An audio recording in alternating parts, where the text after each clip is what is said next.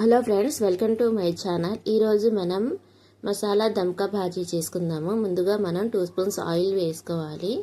Oil heat అయిన తర్వాత cut చేసి పెట్టుకున్న మీడియం సైజు ఉల్లిపాయ ఒకటి వేసుకోవాలి.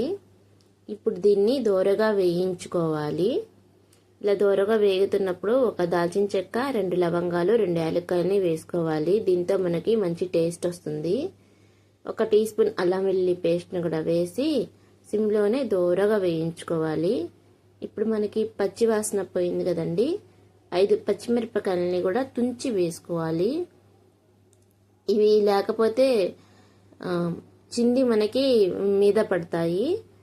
ఇలా 2 నిమిషాల తర్వాత మనం మీడియం సైజు టమాటాలు 3 ఇప్పుడు వీటిని కూడా కట్ చేసుకొని వేసుకుందాము.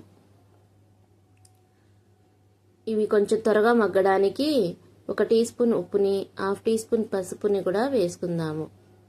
ఇప్పుడు ఇదంతా కూడా ఒకసారి బాగా కలిసేలాగా కలుపుకొని మూత పెట్టేసి సిమ్లోనే మగ్గించుకోవాలి. చూడండి, ఈ విధంగా మెత్తగా అయిపోయిన తర్వాత కొబ్బరి మసాలా పేస్ట్ 1 టీ స్పూన్ వేసుకోవాలి.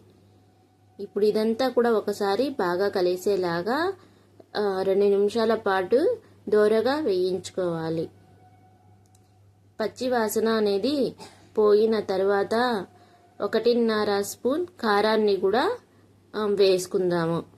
చూడండి, ఈ విధంగా మనకి దోరగా వేగిపోయింది. ఇప్పుడైతే కనుక మనం తినే కారానికి తగ్గట్టుగా 1.5 స్పూన్ కారం వేసుకోవాలి. ఇప్పుడు ఒక 2 నిమిషాల పాటు కలుపుకుందాము. పులుపుకి తగ్గట్టుగా గోంగూర పులుపు అనేది ఉంటుంది, ఒకసారి ఉండదు. దానికి తగ్గట్టుగా ఉప్పు కారాలు అనేవి చూసుకొని వేసుకుంటే టేస్ట్ అనేది బాగుంటుంది. ఇప్పుడు మనం కొన్ని పుదీనా ఆకుల్ని కూడా వేసుకుందాము.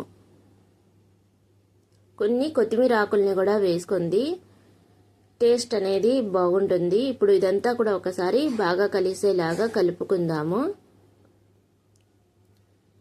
ముందుగానే నేను ఒక మీడియం సైజు గోంగూర కట్టనైతే ఒలిచి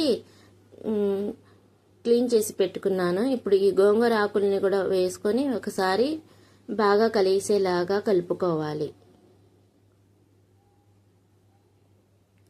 ఈ విధంగా బాగా మగ్గిపోయింది కదండి మనకి కలుపుకుంటే గోంగూర.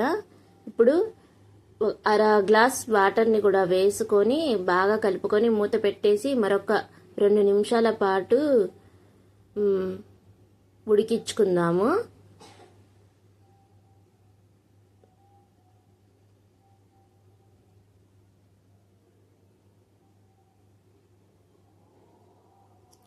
తర్వాత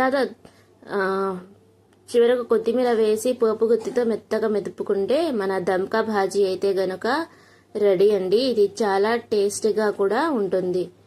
మీకు నా వీడియో నచ్చితే గనుక ప్లీజ్ లైక్ చేయండి, షేర్ చేయండి, సబ్స్క్రైబ్